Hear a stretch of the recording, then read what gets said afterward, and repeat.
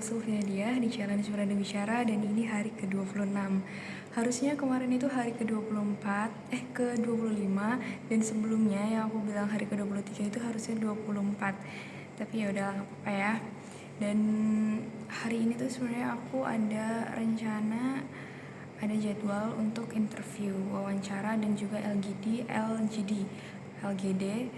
untuk persiapan internship BEM. Jadi semalam itu aku bingung kan, kayak aku ikut nggak ya, terus tapi aku pikir-pikir kalau nggak nyoba ya malah nanti nyesel gitu kan. Ada rasa kayak kenapa sih kemarin nggak nyoba, karena sebelumnya juga ada kegiatan kepanitiaan gitu, terus aku sempat kepikiran mau ikut tapi aku nggak jadi daftar. Dan itu setelah pengumuman itu kayak kok aku nggak daftar ya gitu, padahal mungkin ya ada kesempatan lah gitu mungkin. Jadi semalam itu akhirnya aku mutusin buat nyoba buat daftar. Aku daftar di Inspektorat Jenderal, itu kayak pengawas dan kepatuhan internal di organisasi BEM itu sendiri.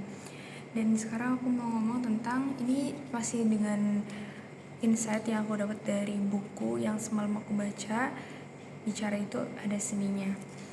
Jadi di sini tuh dijelaskan bahwa ucapan itu mencerminkan keadaan seseorang apa adanya. Logis atau tidak logis seseorang itu bisa dicerminkan dari bagaimana dia bicara. Kalau dia bicaranya aja nggak logis, berarti apa yang dipikirkan juga bisa aja nggak logis gitu. Terus kalau misal, jadi di situ ada diceritakan tentang seorang yang cantik. Dia itu harusnya bisa jadi model, bisa jadi kayak Miss Internasional gitu, jadi Putri Indonesia atau apa, pokoknya di ajang kecantikan, kecerdasan gitu. Tapi pas dia melakukan wawancara atau kayak sesi tanya jawab, biasanya kan di Putri Indonesia itu ada kita maju terus nanti ditanya sama juri-jurinya gitu kan. Nah, si perempuan ini dia tuh jawabannya itu nggak logis dan itu bikin nilai dia itu makin kurang. Jadi maksudnya harusnya tuh kalau misal dari ajang kecantikannya aja dia bisa menang, tapi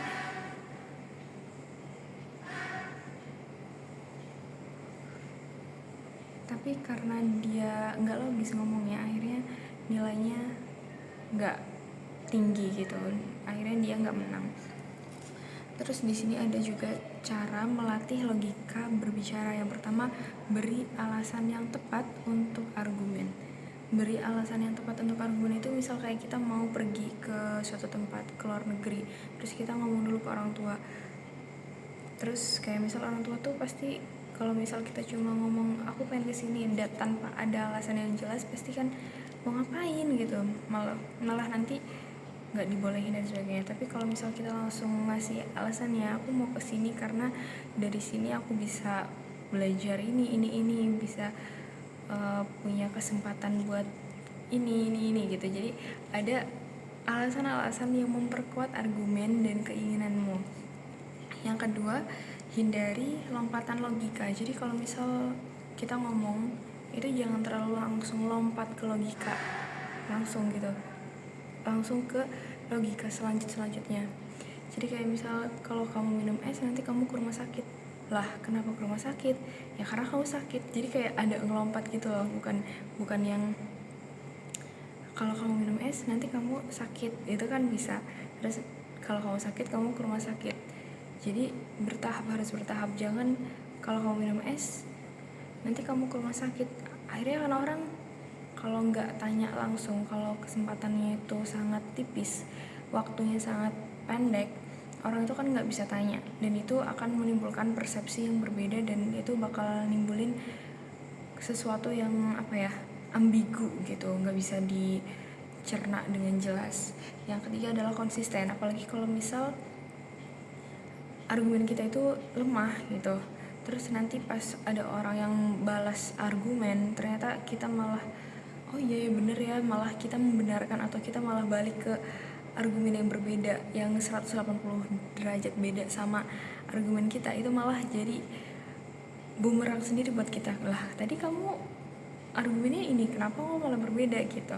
Jadi harus konsisten, apapun argumenmu pertahankan itu. Yang keempat, gunakan kata-kata sederhana, karena dari kata-kata sederhana ini kita bisa menyederhanakan pemikiran. Jadi kita nggak perlu mikir kayak ini tadi katanya ini, berarti artinya kan ini, berarti harus mikir yang lebih jauh gitu kan kalau misal pakai kata-kata yang sulit, dan itu akan mudah mengecoh kita saat kita berbicara. Terus yang kelima, tetap tenang. Kayak tadi aku bilang di konsisten itu, kalau kita nggak bisa tenang, akhirnya konsistensi kita bakal turun, bakal mudah tergoyahkan karena kita nggak tenang. Jadi kunci utamanya adalah tenang, dan nanti semuanya pasti ya akan mudah dikendalikan gitu. Oke, kayaknya cukup sekian aja. Aku dari tadi tuh nggak tenang bikin video karena takutnya kayak kemarin lagi, ternyata ada orang tiba-tiba masuk di depan pintu gitu kan, tanpa aku sadari sebelumnya. Jadi itu dulu, doain aku bisa lolos internshipnya. Nanti internshipnya itu sampai bulan Januari, jadi ada 3 bulan nanti aku internship. Kalau misal aku keterima, doain semoga lancar wawancaranya dan LGD-nya juga lancar. Terus juga semoga UASku juga lancar karena bentar lagi UAS. Ini tinggal berapa ya? Tinggal 2 minggu sebelum UAS gitu. Oke, thank you. Aku lagi nyuci juga sebenarnya, tapi karena di samping ruang cuci itu ada mas-mas catering, jadi aku nggak nyaman gitu kalau misal bikin video di situ, nanti kan pasti kedengeran. Ya aku bikin video di musola, dan aku cepet-cepet tadi, untung aja aku bawa pulpen sama kertas buat nulis pesan-pesan poin-poin yang akan aku sampaikan. Oke, thank you, bye bye.